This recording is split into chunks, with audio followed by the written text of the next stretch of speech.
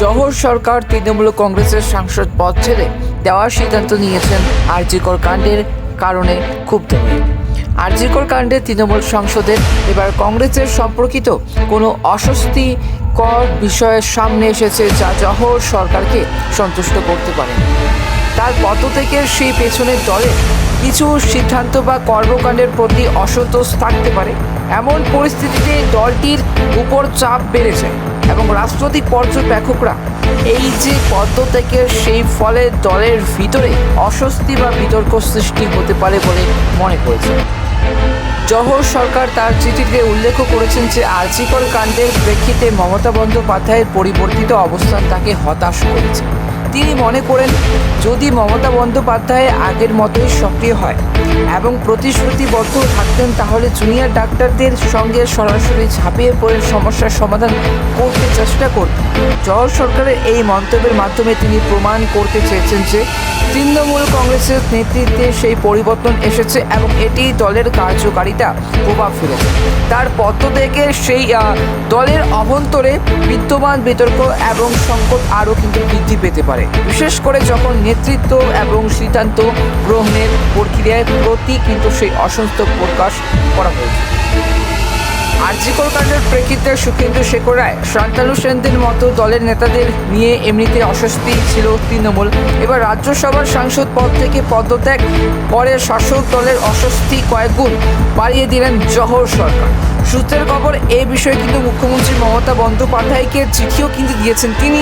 আরজিকর কাণ্ডের প্রতিবাদের সুর চড়িয়ে এর আগেই কিন্তু সেই দলের অস্বস্তি বাড়িয়েছিলেন তৃণমূলের রাজ্যসভার সাংসদ সুখেন্দু শেখর রায়।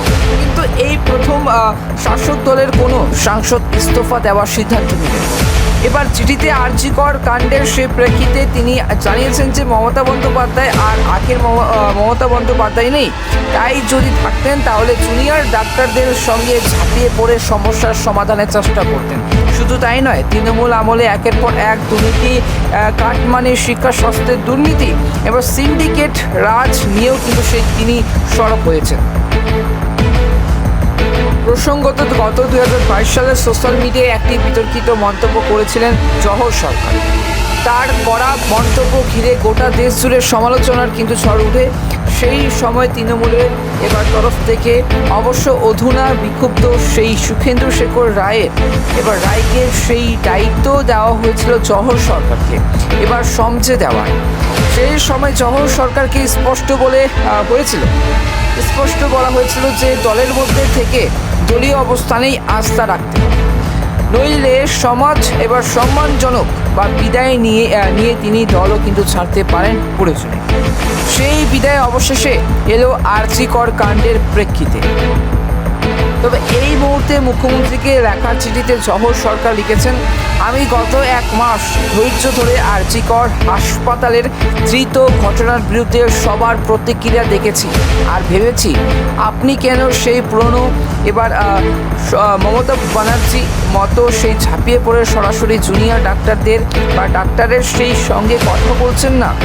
এখন সরকার যে সব শাস্তিমূলক ব্যবস্থা নিচ্ছে তা একক কথায় সেই অতি অল্প এবং অনেক দেরি হয়ে গিয়েছে। এই বিষয়ে আনুষ্ঠানিকভাবে তৃণমূলের কোনো প্রতিক্রিয়া এখনো পর্যন্ত কিন্তু আসেনি।